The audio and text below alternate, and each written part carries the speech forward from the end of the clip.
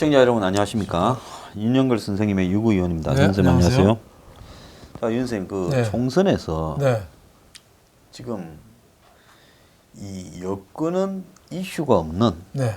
무이슈, 네. 코로나 모범 진압 네. 이슈, 네. 뭐 이걸로 끌고 가자 하지 않겠습니까? 그렇죠. 당연하죠. 그럼 여권의 페이스에 따라서 이 소중한 피 같은 시간을 하루하루 소모하게 되면 그거는 남의 페이스에 말리는 거잖아요. 그렇죠. 네. 바둑도 보면 고수가 살살 유도해서 두면 거기에 어느 자기 중심을 잃고 네. 따라두면 100% 진다 하지 않습니까? 그렇죠. 그러니까 이니시에이티브를 예. 아니 올림픽 경기 올해 올림픽도 안 열리지만 예. 뭐 레슬링이나 뭐 여러 펜싱이나 모든 경기 보십시오. 예. 서로 지리한 공방전을 했을 때 판정이 어떻게 나죠?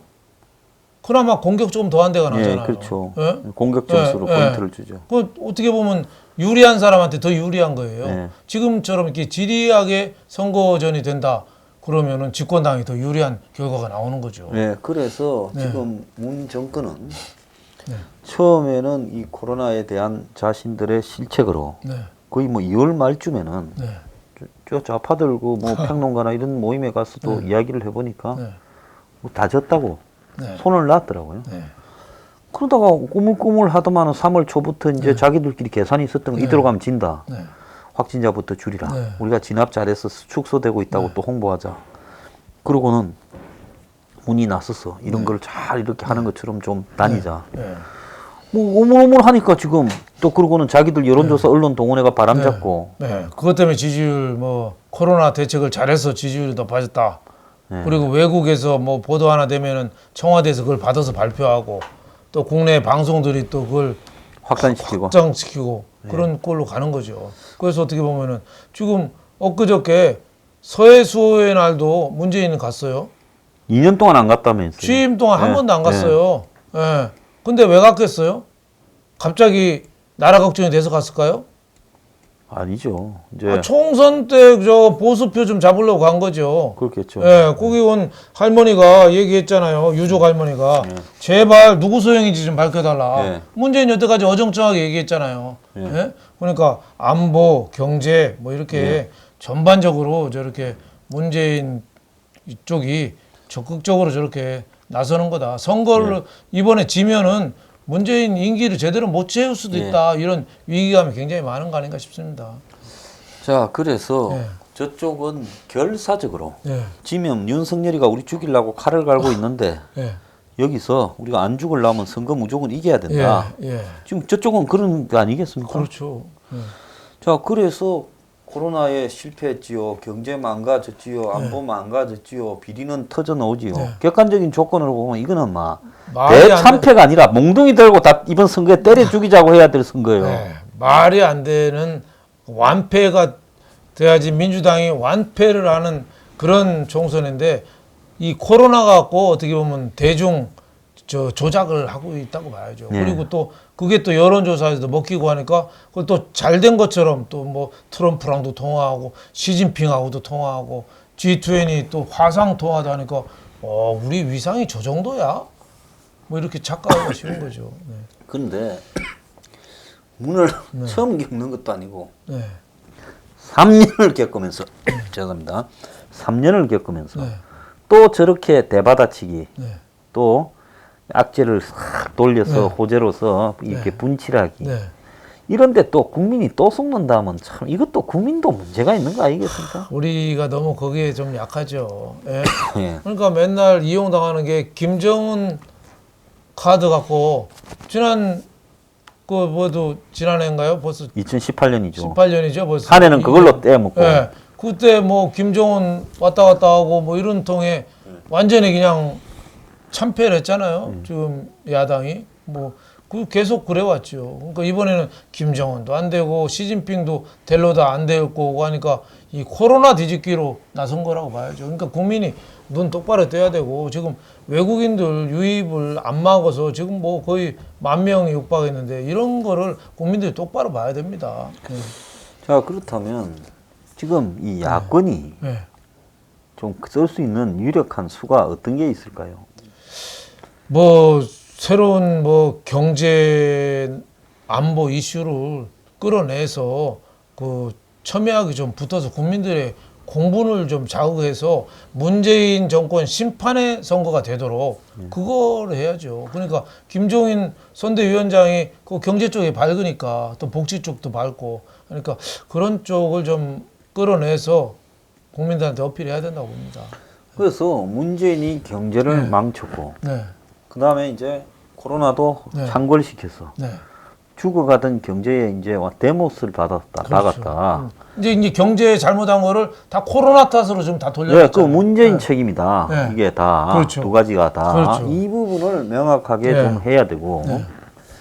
또 이제 중요한 부분은 문재인이 전부가 다 몇 달 전만 해도 네. 독재한다, 민주주의 파괴한다다가 네. 지금 다 잊어버렸어요. 네, 그렇죠. 원플러스 할 때 다 독재고 좀 있으면은 선거 끝나면 바로 공수처 나와요. 네. 공수처 7월 달에 나와요. 그리고 그럼- 이제 검경 네. 수사권도 조정돼서 그렇죠. 이제 뭔 일이 생기면 경찰서에 변호사 대동하고 가야 되지 않습니까? 다 잡아갈걸요. 네. 문재인 정권 반대한다고 웬 여자 뒤로 수갑으로 채워가지고 갔잖아요. 네. 그런 일이 이제 비일비재한 그 인권의 위기, 네. 민주주의 위기인데 거기에 대해서 국민들 관심을 다시 끌어내야죠. 지금 코로나가 모든 걸 덮어버렸어요.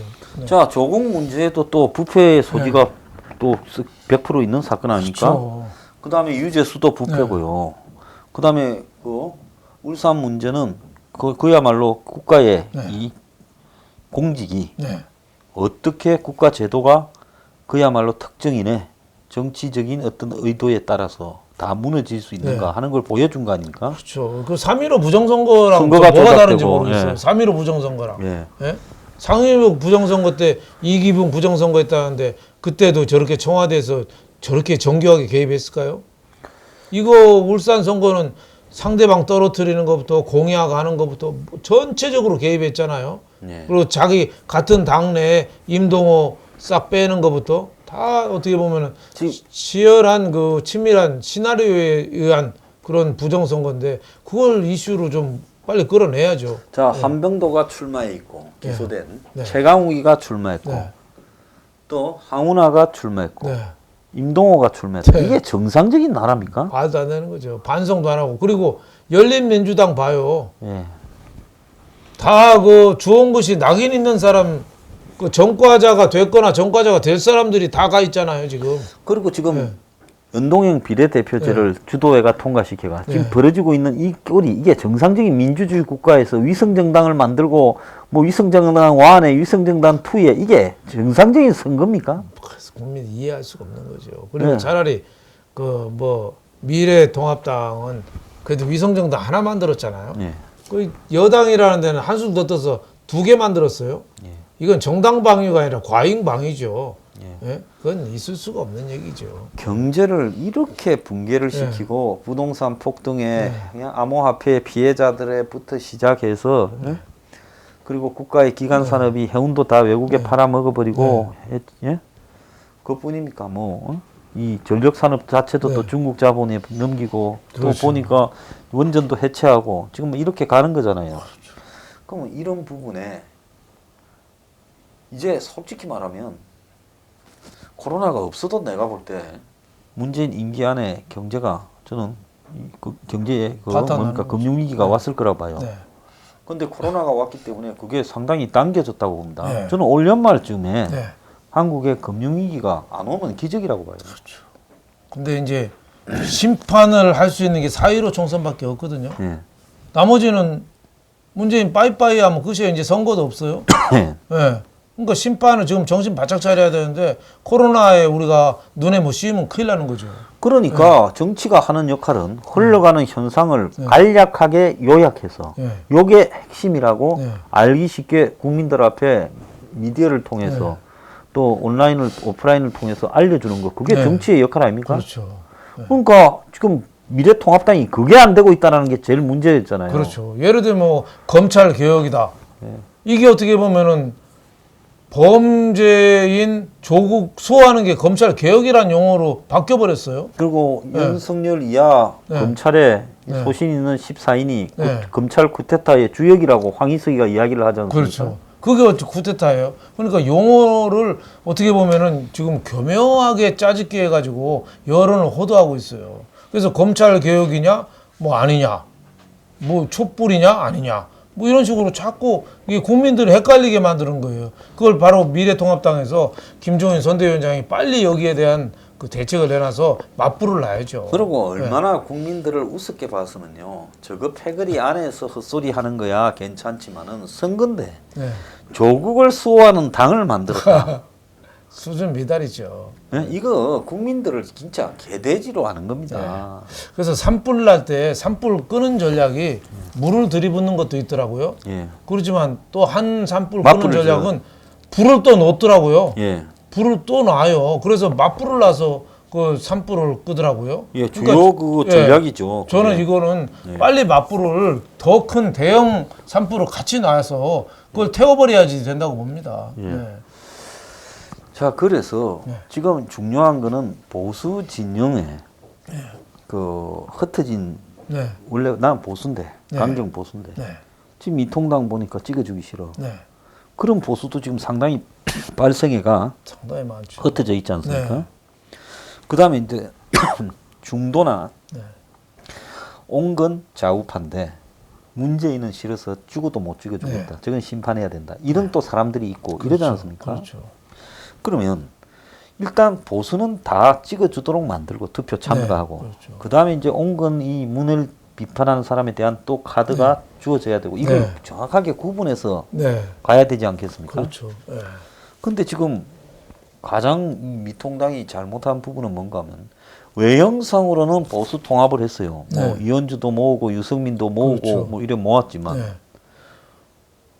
그런데 실질적으로 보수 통합을 했어의 지지율이 그 하기 전에 당의 한국당 지지율하고 똑같단 말입니다. 그렇죠.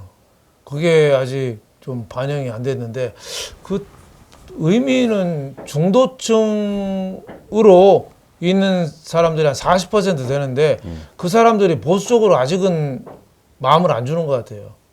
그러니까 지금 아직도 중도층에 있는 것 같아요. 예, 문도 싫지만은 네. 뭐 이 미래통합당이나 황교안이 하는 꼬라지 보니 너네들한테도 표 주기도 싫다. 네. 그래서 이런 사람들은 대부분 나누면 기권하지 않겠습니까? 그렇죠. 저는 이번 선거에 네. 투표율이 굉장히 낮지 않을까 이렇게 보고 사상 있어요. 최저라고 봐야죠. 왜냐하면 투표 코로나가 그때까지 멈추지 않을 거 아닙니까? 당근이 그러겠죠. 그러면 할아버지 할머니들은 불안해서 지금 다들 집에 스스로 유폐돼서 계시잖아요. 예. 또 젊은 남녀들 30대 40대인데 아이들 키우잖아요. 네. 자칫 투표장 갔다 와서 아이들한테 없는다고 생각할 수도 있잖아요. 줄을 서서 기다리고 뭐 그건 그러니까. 안 갈 것 같은데요. 그러니까 사상 최저의 투표가 되면은 이게 여에 유리할지 야에 유리할지는 모르겠어요. 젊은 사람 3040이 안 가면은 야당한테 유리하겠죠. 예. 근데 어르신들이 안 가면은 또 저쪽이 유리하겠죠. 그렇죠. 저 반대쪽으로 유리하겠죠. 그래서 아직 뭐 그걸 이르긴 하지만 코로나 원인도 있지만 선거에 투표장에 우리가 뛰어가는 거는 누구를 좋아해서 그라보다도 누구를 응징하기 위해서 미워서 가는 건데. 저놈의 자식 몽둥이로 한 대 때리는 기분으로 투표장 가서 꽝 찍거든요. 예. 그거를 좀 이끌어내는 게 아직은 좀 미래통합당이 좀 그러니까 약한 거 아닌가 이런 운이 생각이 엄청 들어요. 싫은데 예. 요놈도 또 못지않게 싫어요. 예. 그러니까 꽝 들고 못 가는 거죠. 그렇죠. 예. 자, 그 부분에 있어서 정확하게 분노를 폭발시킬 수 있는 방법이 필요하다는 거고요. 또 한편으로는 지금 중요한 게 그 이제 이 투표를 하러 가기는 가야 되는데 사실은 후보를 알아야 투표를 또 하러 가는데 그런 점도 있죠. 이번에 보면 다 바꿔버렸죠. 선거 자체가 아예 그냥 코로나 때문에 예.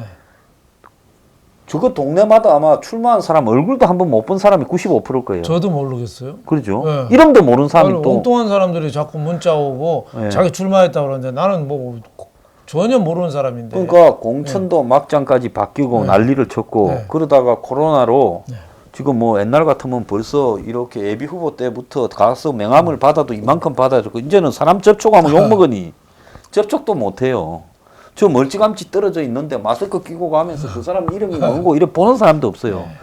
그러니까 후보자의 경쟁력이나 후보자의 자질이나 뭐 이런 차등화가 전혀 안 되고 오프라인 선거가 거의 올스톱 돼버리다. 그렇죠. 네. 그러니까 후보자를 거의 모른 채 그냥 당만 보고 찍거나 이런 상황의 그러니까 선거가 투표율이 더 낮아질 더 낮아질 가능성이 있죠. 낮죠. 왜냐하면 후보자하고의 모르니까. 관계 때문에 그렇죠. 찍게 되는 사람이 많이 네. 있거든요. 그리고 저는 이번 선거 특징이 첫 번째는 지역 구도가 더 강화된 거로 봐요. 더 강화될 더 거라고. 강화될 예, 거. 호남은 호남이- 안철수 같은 세력이 없어져 버리면서 거의 문재인 쪽으로 쏠릴 호남이 거고요. 과거에 비해서 그 민주당 지지도가 한 2배가 높아졌다잖아요. 그러니까요. 예, 호남 원래 민주당이 셌는데 2배가 강도가 더 높아졌대요. 그럴 수밖에 없는 게 문재인 와서 총리부터 장관부터 뭐 웬만한 장성급부터 모두가 다 호남 몰빵을 해버렸어요. 이낙연부터 지금 뭐 국회의원 정세균도 그렇고. 정세균 다 그쪽만 몰빵을 해버리니까 호남으로 봐서는 이렇게 좋을 수가 없는 거예요. 예? 완전히 그러니까 호남에서는 거의 절대적이니까 박지원이나 또 누구죠? 김동철 의원 과거 문재인 비판했던 사람들이 요새 선거 현수막에다가 문재인과 함께 하겠습니다 하고 현수막 붙이고 또 그거 김동철은 그 누구죠? 그 이낙연과 나는 50년 친구입니다. 아니 김동철은 다른 당인데 나무당 그 민주당 선대위원장 종로에 나온 사람을 평생 친구라고 자기 그 그림보다 더 크게 그림을 사진을 그려놨어요. 그럴 정도로 지금 호남 지역구도가 세졌는데 그리고 또 과거에는 호남에서 될 만한 사람이 좀 있었잖아요. 정운천이라든지 뭐 저쪽에 이정현이라든지 순천에 그런 사람들이 약간의 미풍이지만 보수의 바람이 있었거든요. 지금 이번에 한 명도 없어요. 예. 마찬가지로 보면 지금 대구에 예, 김부겸이 예, 거기도 거의 뭐 힘들죠. 옆으로 옮긴 주호영이한테 예. 뭐 더블 스코어 정도로 지고 있어요. 예.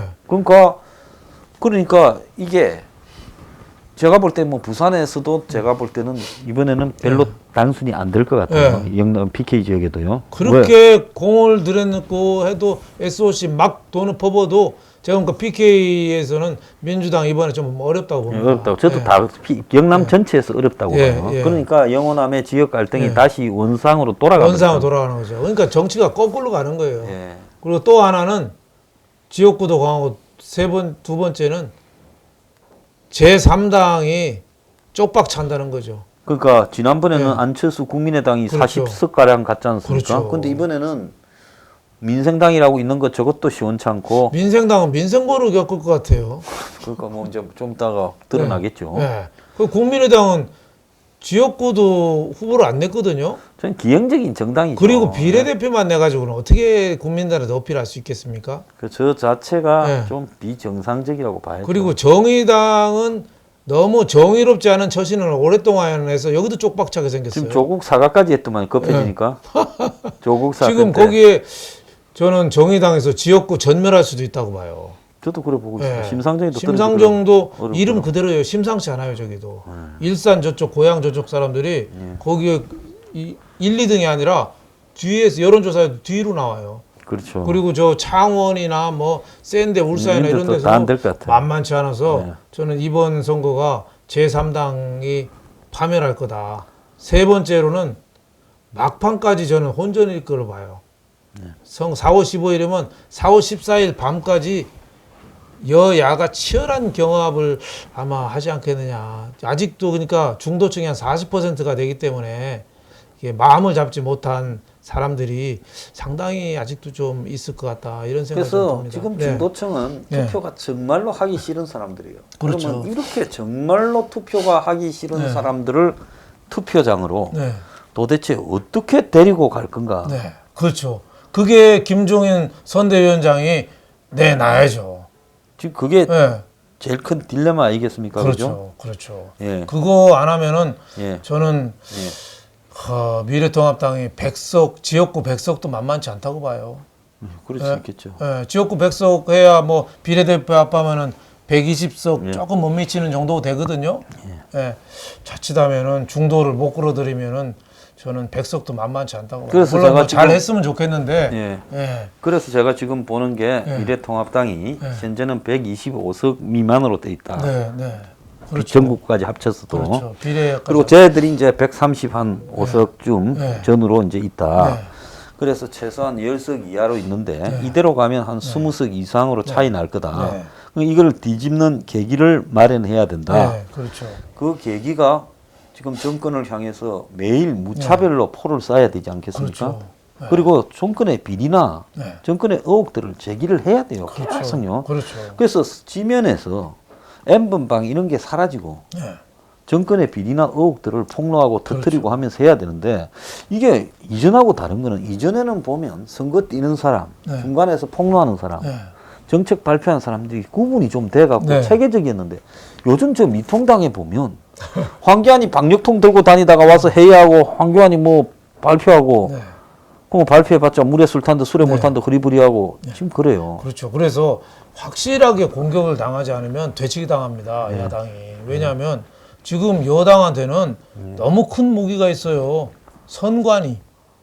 아유 근간위에다가 그다음에 선거관리위원회가 완전히 여당 편 지금 들고 일일이 판정해주고 있잖아요. 그다음에 또 경찰 이게요. 경찰. 전국에 네. 지금 뭐 네. 경찰을 갖다가 앞으로 검찰처럼 해주겠다고 검경 수사권 조정했으니 그렇죠. 전국에 뭐 정보과 형사들만 몇천 명 있잖아요. 그 오세훈 시장 선거운동하는데 뒤에 대학생 연합회 대진연이라고 그 반대 주사파들. 하는데도 꼭 경찰들 본 척도 안 하잖아요. 그러니까 그 오죽했으면 오세훈 시장이 광진 경찰서 가서 1인 시위까지 했을까요? 예. 예.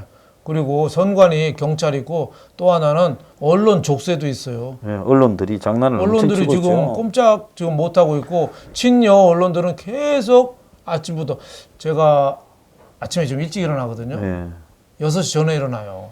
그때 되면 일반 TV 화면에 뉴스를 다 안 합니다. 그래서 그때 키는 게 YTN하고 연합뉴스 TV인데 근데 24시간 하니까 그죠? 그거는 다 그런 장면만 나와요. 문재인 뭐 해외 트럼프랑 전화하는 거 이런 게 다 톱 뉴스예요. 그러니까 국민들이 볼 때는 이게 자꾸 세뇌가 된다고 봐야죠. 자, 그래서 네. 지금 이렇게 계속 뉴스를 이런 식으로 도배가 가면요. 네. 그거는 하나님이 와도 선거 이기기가 어려워요. 그래서 선거의 뉴스를 바꿔야 돼, 지금. 네. 억지로라도. 네. 네. 바꾸려면 갖고 있는 문제나 의혹을 그렇죠. 폭로하고 터뜨리고 네. 또 검찰이 지금 라임을 하고 있으면 라임을 주이시로 삼아서 그렇죠. 한 20일은 이렇게 삶아야 돼요. 그렇죠. 라임은 그 야당이 좀 터뜨려 줘야 되는데 지금 못 터뜨리고 네. 좀 쳐다보고만 있잖아요. 지금까지는 뭐 공천 때문에 네. 다 바빠서 그렇다 칩시다. 그러면 네. 이제는 이걸 터뜨려야 되고. 네. 자, 이렇게 가면서 분노한 대중들의 분노를 실로 끼워가. 네. 그것이 심판이 되도록 그렇죠. 이렇게 만들어야지. 네. 저절로는 사람들이 왜냐하면 이 미디어가 지배하는 세상이지. 사람들이 뭐 세상에서 뭔 일이 벌어졌고 그게 어떤 의미가 있고 어떻는가를 미디어 아니고는 알 수가 없잖아요. 그리고 지금 여론조사 기관에서 문재인 지지도가 자꾸 높아지고 있거든요. 아예 다음 주에 60%를 하라. 민주당 지지도도 자꾸 높아지고 네, 자꾸 있거든요. 높아지고 있죠. 그러니까 총선 때까지 계속 끌어올릴 거예요. 그러니까 밴드 웨건이죠, 일종의. 그러니까 많은 중도층 40% 있는 사람들이 문재인 민주당 지지율이 갈수록 높아지네. 네. 그러면 대세에 또 따라간다는 심리가 있거든요. 네. 자, 그러니까, 그쯤 되면 한국당의 지도부가 오늘쯤은 여론조사에 대해서 정면으로 너네들 그냥 두지 않겠다고 하고 여론조사해서 앞에 가서 네. 막 좀 맥살질도 좀 하고 이래야 되는 거 아닙니까? 그렇죠. 지금 유튜브가 우리 황 소장님 노란 딱지 맨날 붙여서 하고 조회수도 이상하게 네. 개입하고 뭐 이렇게 자꾸 하는 거 그거 시작이 뭐죠? 저는 더불어민주당 의원들이 유튜브 때려 몰려갔었거든요. 그렇죠. 그때 협박하고 그때부터 확 바뀌었어요. 그때부터 이제 뭐 네. 바뀌었죠. 그러니까 정치인들이 그렇게 개입을 활발하게 좀 야당도 좀 할 필요가 있지 않느냐. 불이한 거를 한거하는 자세 그거 좀 필요하다고 보는데 너무 순응하는 자세는 국민들이 볼 때는 쟤들이 절박해야지 왜 그럴까 차지 이해해 주거든요. 근데 절박하지 않으니까 사람들이 그냥 상식선에서 지금 되는구나 이렇게 생각하는 거죠. 예. 자, 여러분 총선이 이렇게 가서는 안 된다. 총선의 어떤 분위기가 바뀌어 가야 된다. 네. 국민의 분노를 조직해내야 된다. 네. 이런 이야기를 오늘 나눠봤습니다. 네. 감사합니다. 감사합니다.